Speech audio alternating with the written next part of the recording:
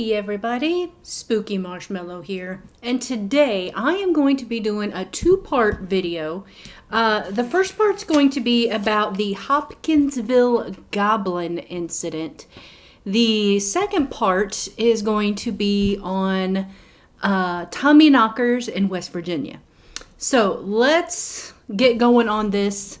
It's gonna be a good one, and it's gonna be a while, so sit back, relax, and let me tell you a story. So, the Hopkinsville Goblin incident, or the Kelly Greenman case, was a claimed close encounter with supposed aliens in 1955 near Kelly and Hopkinsville in Christian County, Kentucky.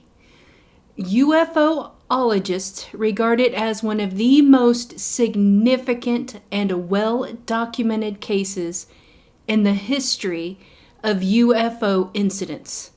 While skeptics say the reports were due to the effects of excitement and misidentification of natural phenomena, such as meteors and owls, the United States Air Force classified the alleged incident as a hoax in the Project Blue Book files. Psychologists have used the alleged incident as an academic example of pseudoscience to help students distinguish truth from fiction. On the evening of August 21st, 1955, 5 adults and 7 children arrived at the Hopkinsville police station. They were claiming that small alien creatures from a spaceship were attacking their farmhouse, and that they had been holding them off with gunfire for nearly 4 hours. 2 of the adults, Elmer Sutton and Billy Ray Taylor, claimed that they had been shooting at 12 to 15 short, dark figures who repeatedly popped up at the doorway or peered into the windows. Concerned about a possible gun battle between local citizens, 4 city police, 5 state troopers, 3 deputy sheriffs, and 4 military police from the nearby U.S. Army Fort Campbell drove to the Sutton farmhouse. Their search yielded nothing apart from evidence of gunfire and holes in windows and door screens made by firearms. Residents of the farmhouse included Glennie Langford, her children, Lonnie Charlton and Mary, 2 sons from a previous marriage, Elmer, aka Lucky Sutton, John Charlie, aka J.C. Sutton, their respective wives, Vera and Aileen, Aileen's brother, Opie Baker, and Billy Ray Taylor and his wife, June. Both the Taylors, Lucky and Vera Sutton, were reportedly carnival workers who were visiting the farmhouse. The next day, neighbors told 2 officers that the families had packed up and left, claiming that the creatures had returned about 3:30 in the morning. The families' claims received widespread coverage in local and national press. Early articles did not refer to little green men. The color was later added to some newspaper stories. Estimates of the size of the alleged creatures varied from 2 to 4 feet, and details such as large pointed ears, claw-like hands, eyes that glowed yellow, and spindly legs later appeared in various media. Psychologists Rodney Schmaltz and Scott Linfield cite the alleged incident as an example of pseudoscience and an extraordinary claim to help students develop critical thinking skills. Although contemporary newspaper stories alleged that all officials appeared to agree there was no drinking involved, Schmaltz and Linfield suggest that intoxication may have played a part in the sighting. The Committee for Skeptical Inquiry notes that the family could have misidentified eagle owls or great horned owls, which are nocturnal, fly silently, have yellow eyes, and aggressively defend their nests. According to Nickel, meteor sightings also occurred at that time, and that could explain Billy Ray Taylor's claim that he saw a bright light streak across the sky and disappear behind a tree line.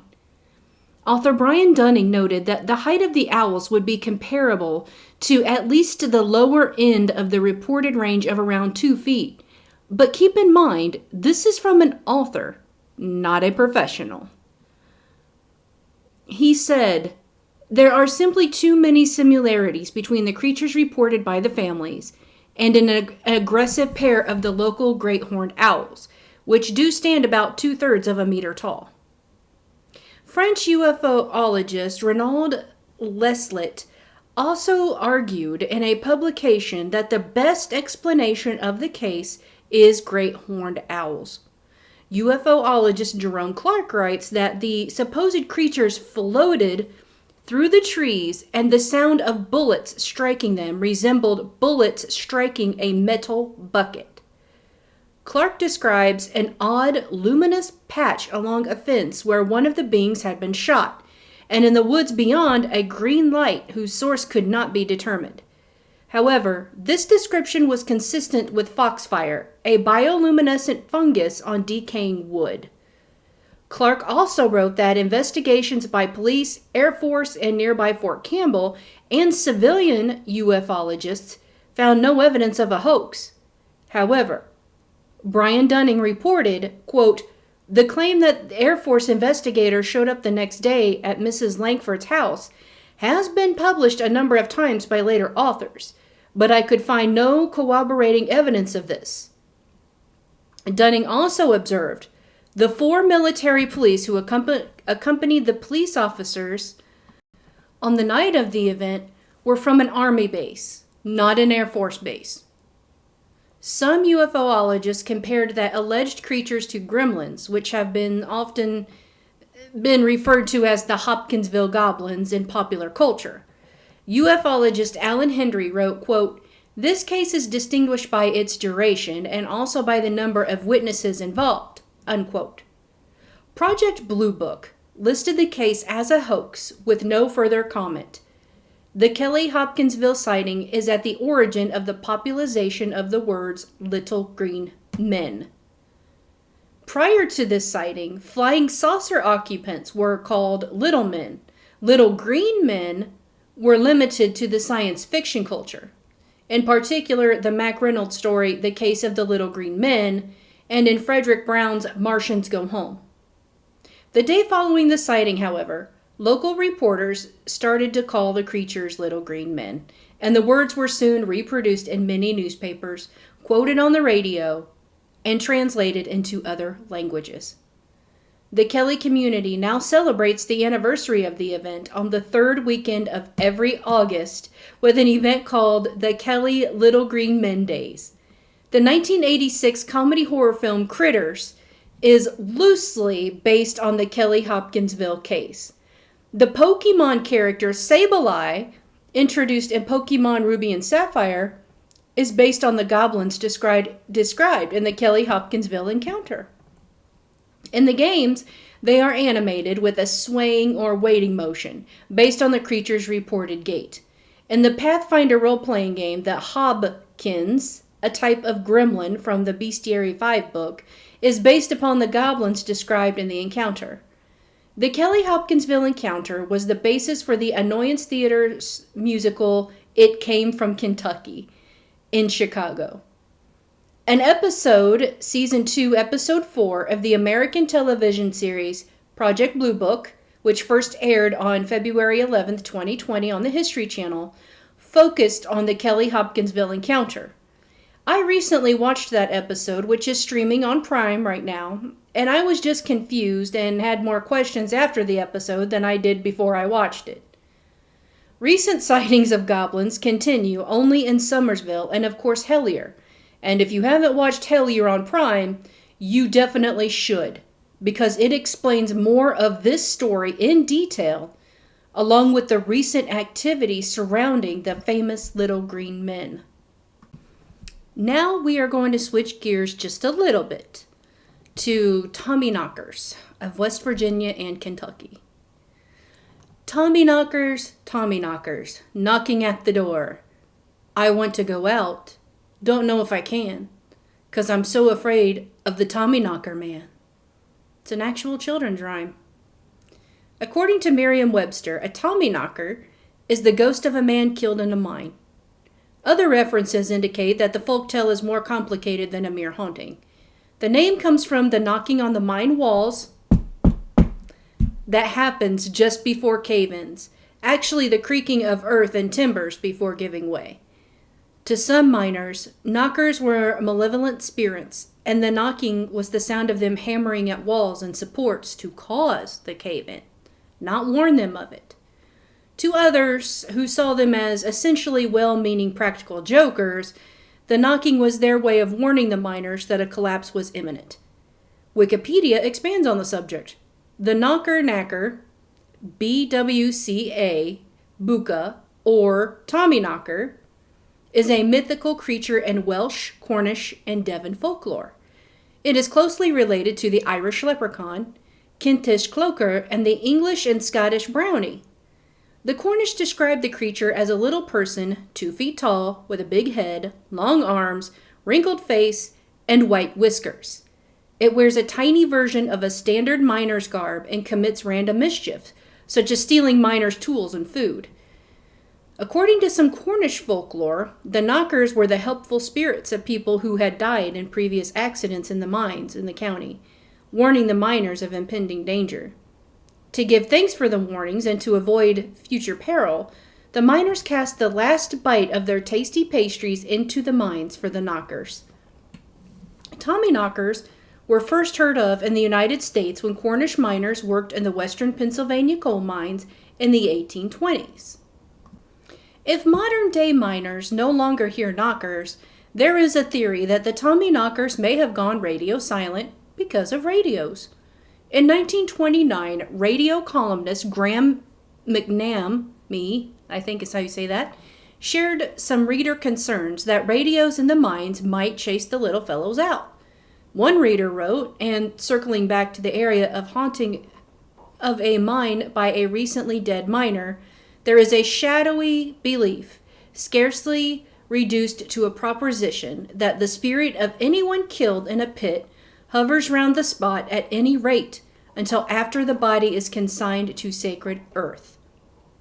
To this idea, it is doubtless due the custom of suspending work in a pit when a fatal accident happens. All the men engaged in that part of the working come up out of the mine and do not descend the shaft until after the funeral." Unquote. The Bluefield Daily Telegraph had a 1936 story about an incident from 30 years prior. It occurred in the Pocahontas minefield. The spirit of a man killed in a mine explosion came to a mine foreman to tell him they had buried the wrong body under his name. The spirit directed the foreman to a spot far from the drift mouth where, "By a little digging you will find my body. Get it out and bury it in a cemetery," he said.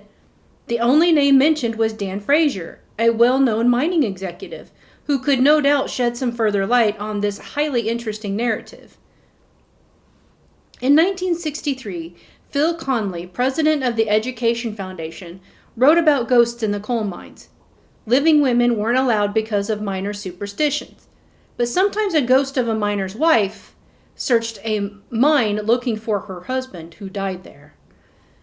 Because of the darkness in the mines, many are said to be haunted.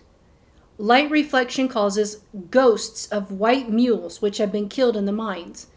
A man who dies in a slate fall may return for his tools, which he had hidden.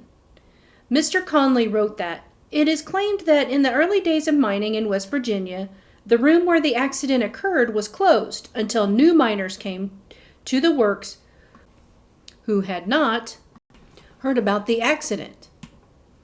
Quote, "Sometimes we coal miners think we haven't a friend in the world, but we always know the Tommyknockers are looking out for us. Many's the life that has been saved by these wee things with their knocking." Unquote. He shared a story about a miner who took exception to a suggestion that there should be radios on every level of a mine so the miners could have music when they work. Quote, "Would ye drive out few Tommyknockers we have left," he yells, "with all this squealing and blathering coming right through the earth. It's bad enough for them as it is. With one of these radio boxes with its great din filling the mine, how could we hear them knocking, even if they weren't panicked and driven away?" Unquote. Quote, "Radio causing distress among little folks in Old County," Radio by Graham McNam. The Lincoln State Journal, Nebraska, Sunday, November 17, 1929. page B11.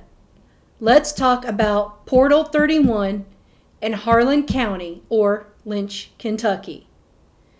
The Portal 31 mine is one such mine where history and mystery intertwine. Lynch, Kentucky, where the mine is located, was built on a coal mining town, owned by the U.S. Coal and Coke Company. This particular section of mine opened between 1917 and 1920. The coal that was pulled out of that mine was exclusively for use by U.S. Steel. During the first half of the 20th century, the community of Lynch was considered a model coal camp town, complete with company health care, schools, churches, etc. However, Lynch was not immune to the problems facing other coal communities.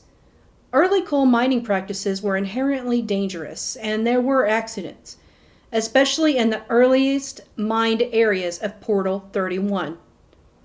Of the approximate 250 coal-related deaths in Lynch, it is estimated that 150 of those deaths happened at Portal 31. Also, the community was no stranger to violence, as coal officials did everything in their power to prevent unionization. Clashes between miners and mine officials earned the area the nickname of Bloody Harlan. It's interesting to note that the mine history states that at least 38 nationalities were represented among the miners of Portal 31.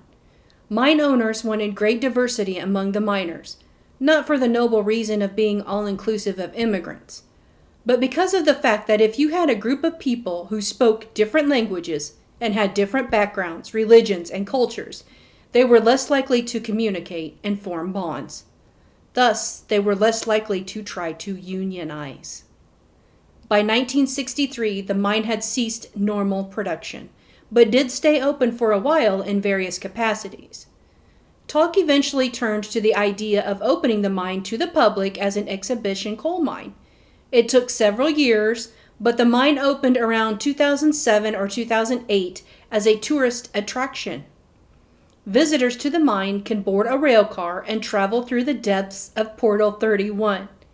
Animatronic miners tell the story of the mine and showcase a history of mining equipment and techniques. Visitors and staff of Portal 31 aren't just treated to a fun and educational experience when they enter the mine. Many are treated to a brush with the other side. Interviews with staff concerning paranormal experiences and activity reports includes a sense of being watched or not being alone, and movement in one's peripheral vision. Moving lights have been reported that seem to evoke a feeling of a miner carrying a lantern or wearing a headlamp walking down the path. Some of the most common activity, though, seems to be unexplained noises, notably the sounds of a group of men talking, working, machinery running, and a hammer ping on metal. Research on this topic led me to a show now streaming on Amazon Prime called Ghosts of Portal 31. And it's a paranormal group of investigators that head into the mine and do some investigations. So, if you have the chance to check out Ghosts of Portal 31, I highly recommend it. Also, back to what they called Bloody Harlan, there is a documentary that talks about the union in Harlan, about the mine, and I can't remember exactly what the name of it is, but if you type in Harlan, Kentucky, probably in, I would say, Amazon Prime, it might pull up the Harlan documentary. And oh my gosh, this documentary takes place in the 1970s, where things were happening there, and there was a lot of bloodshed. There was a lot of fighting between the people of Harlan and the miners and the union, and it was just crazy, absolutely crazy. It's no wonder that that place is so haunted. So definitely check these shows out that I have mentioned, especially Hellier. Now, you may be wondering, okay, why did she just talk about a story about aliens and then move into Tommyknockers? Well, they are tied together. I will just say that. And you need to watch Hellier because it will explain how it's all connected. Pardon me. About to lose my voice. It's all connected. And the aliens and Tommyknockers and all of this is happening around Hellier, Kentucky, Somerset, Kentucky, excuse me, and Harlan, Kentucky. So definitely check that out. Now, Tommyknockers do exist in West Virginia. Tommyknockers will be wherever there's a mine. They're ghosts of men that have died in the mines. That's what Tommyknockers are. So wherever there's a mine, there's going to be a Tommyknocker. So if you have ever experienced any little green men running around here, especially here in Kentucky, if you have ever experienced that, or you think you may have come in contact with a Tommyknocker, let us know down in the comment section below. We would love to hear your story, especially me. I would love to hear about it. So that's going to do it for today's video. Thank you so much for watching. I'm Spooky Marshmallow, and remember, stay spooky, my friends.